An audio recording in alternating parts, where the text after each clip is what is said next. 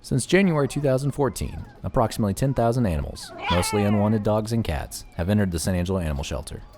Of those, approximately 7,000 have been euthanized.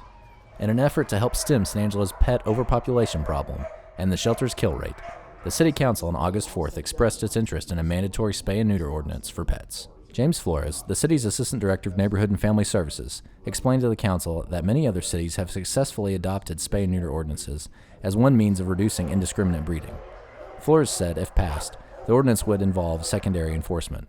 That is, an unaltered pet would be subject to sterilization if, for example, it were caught running loose by an animal control officer.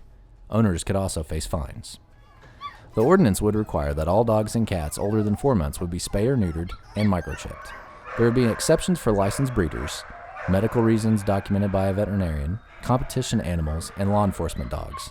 The city would also seek to provide low-cost operations for low-income families. Flores noted some of the benefits of sterilizing pets are that it reduces the incidence of certain types of cancer.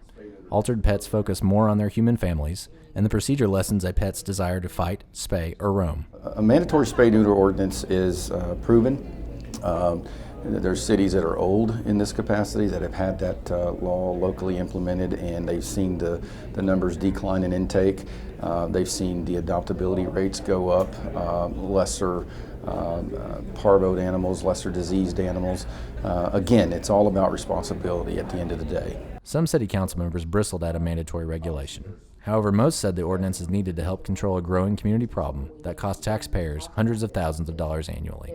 I think there is a growing movement of people who care about this. Again, no one is trying to take rights away from anybody in the idea of responsible pet ownership. But how are we moving from a shelter to a kill facility? Is that really what we want? Is that what we want to support? The discussion drew an unusually large number of citizens to the city council meeting. Most voiced staunch support for a spay and neuter ordinance. Jillian Haddad owns 5 shelter dogs, all of whom are fixed. She said the local culture regarding pet ownership is vastly different than in her home state of Wisconsin. In May and June, I think San Angelo killed 576 animals, and it's getting out of control, and the only way to stop it, in my opinion, is getting ahead of it with a spay-neuter program so it can slow down the future problems. The City Council is expected to consider a first draft of a spay-neuter ordinance in September. For SATV, I'm Brian Groves.